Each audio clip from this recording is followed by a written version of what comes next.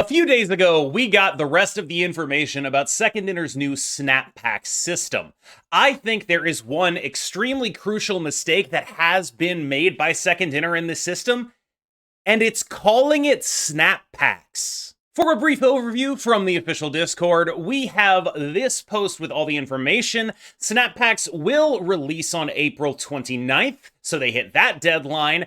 3,000 tokens will be replacing all spotlight keys throughout the game, both on the collection track unclaimed and in your inventory. And the prices for a Series 5 card of 6,000 tokens and a Series 4 card of 3,000 tokens will not be changing. In addition, we now know the costs of the actual Snap Packs. The seasonal Series 5 pack will cost 5,000 tokens, so that is a 1,000 token discount. It contains all of the cards from the current season and from the previous season that released into Series 5.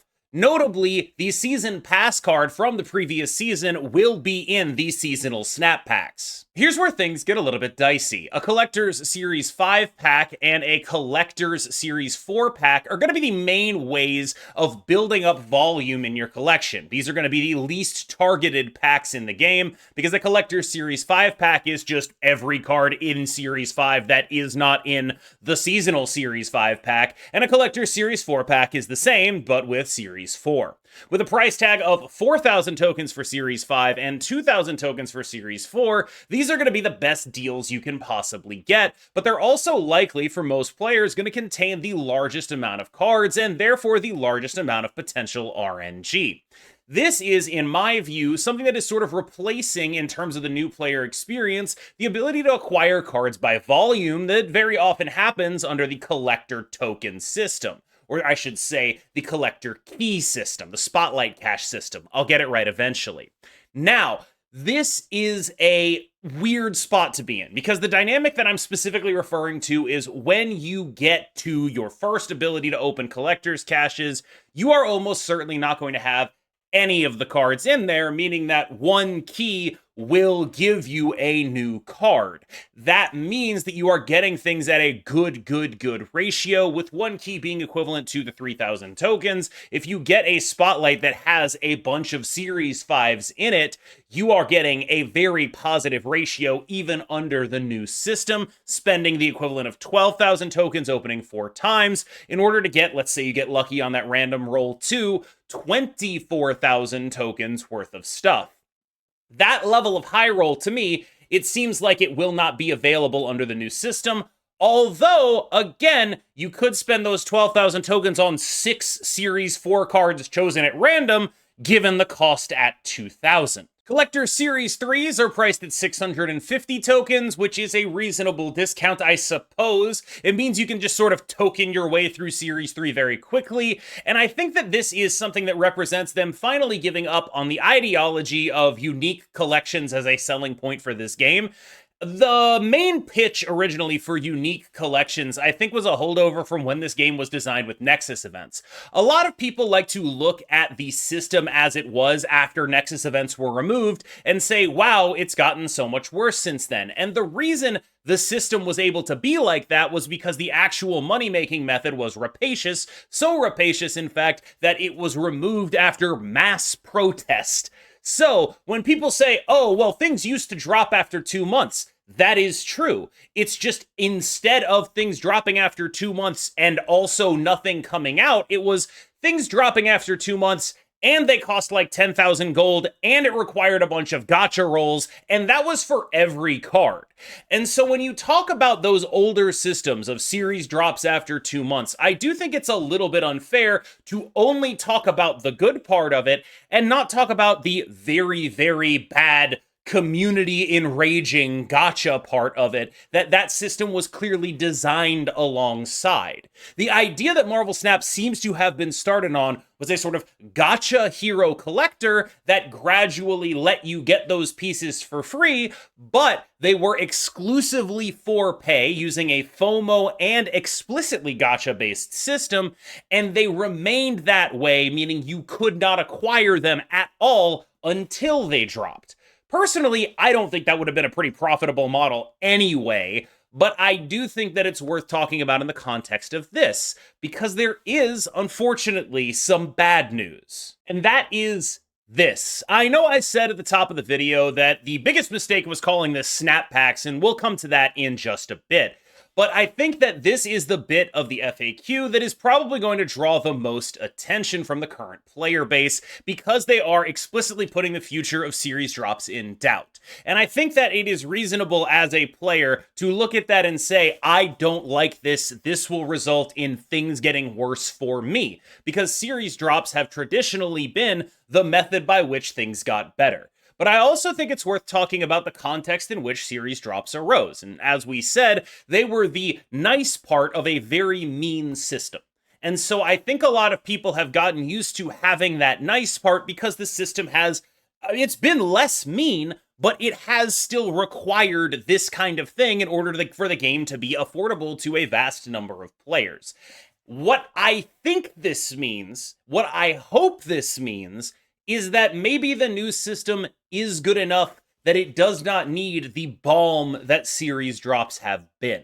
What I worry this means is that they're going to look at the new system and say, it's too generous, we don't have to do series drops anymore at all.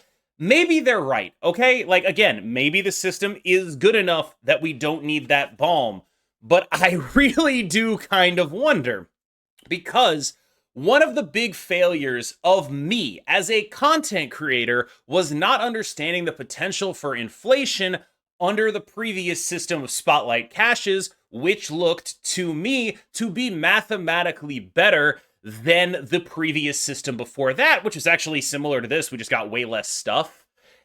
I will say this, and it is, I worry that if there is a failure point that creators are missing, it is probably this, which is to say, what happened last time was I looked at the numbers and the numbers said this system is better than the current one, and it was. But what I failed to take into account was ways in which this system could be worse. And one of the major ways in which this system could end up being worse is if they just keep making a million cards, and it sort of devalues anyone's ability to end up getting anything meaningful out of that 4,000 token Series 5 pack or that 2,000 token Series 4 pack. I do think that there is a worry that, like, collections can never be complete, because they have mentioned that they are going to continue making cards. And while it does, I think, make it a little bit easier, thanks to the no duplicates rule, for people who have everything to spend a little less to keep getting everything, the more cards they make, the more bloated those early packs are going to become. And those early packs, I think, are a good source of value for newer players.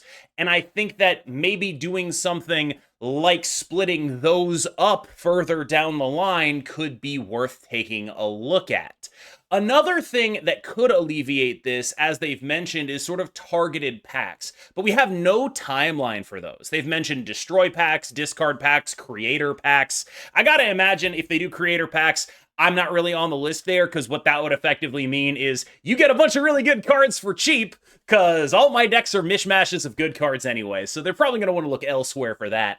But I will say that that kind of stuff has potential. What I worry about is that they don't necessarily execute on that potential, and they keep making more cards, which keeps making the 4,000 tokens less and less worth spending on a random Series 5 or random Series 4, and that they decide that Series Drops is not necessary, because I think no matter what, Series Drops will be necessary, if only to curate the pools.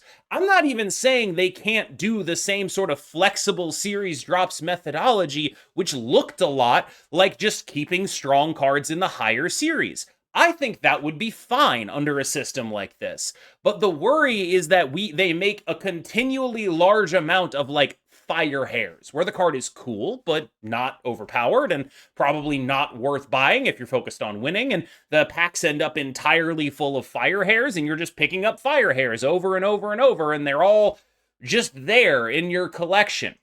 And I realize that, again, if you really want to, if you want to be a smart person, you can just get what you actually want for 6,000 tokens. But I think my fundamental worry, and I'm actually, like, my hands are actually, like, they're down here and they're, like, shaking against each other because I am worried about this. I don't know if we as a player base are smart enough or savvy enough to use these things the way they're supposed to be used. My comments, my community tends towards a pretty specific type of person, a type of person who is interested in winning, who is interested in optimizing.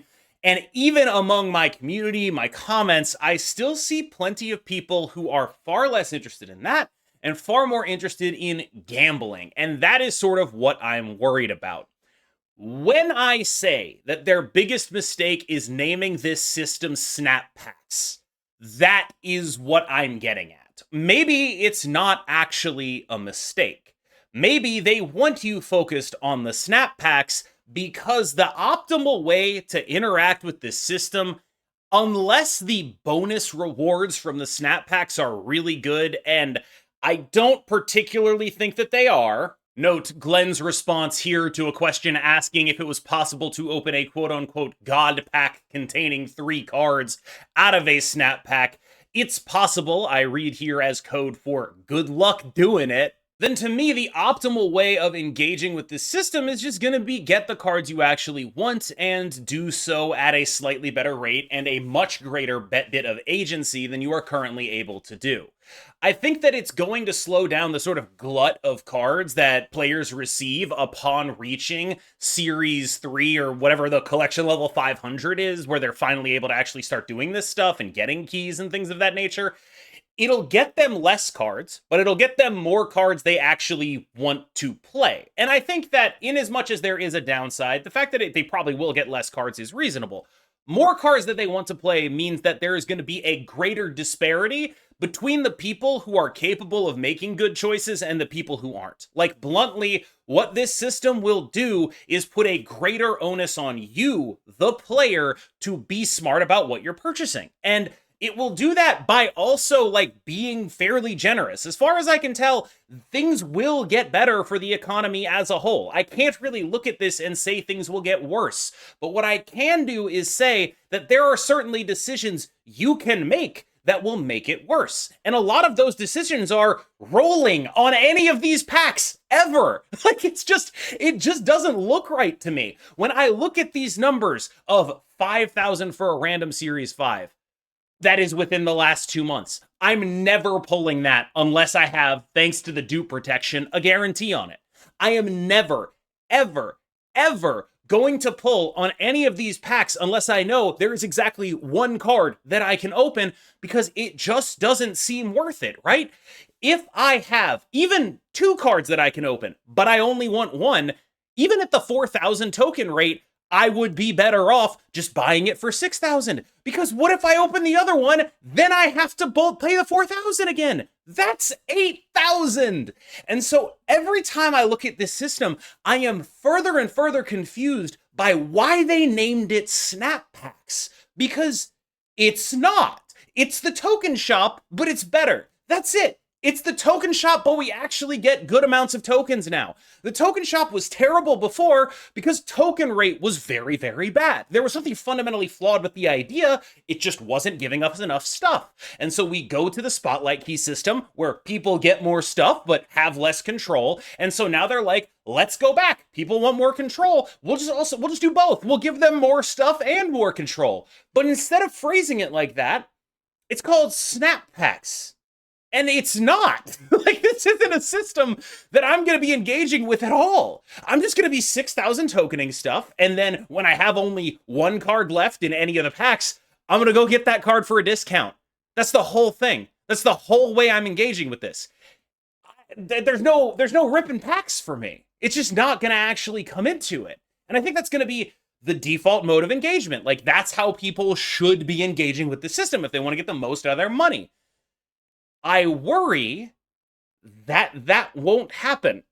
I worry that a lot of people are going to start blowing money on packs and rolling instead of getting the guarantee. That's basically where I'm at. I think that these numbers very clearly suggest an optimal strategy in terms of expected value of just purchasing the card.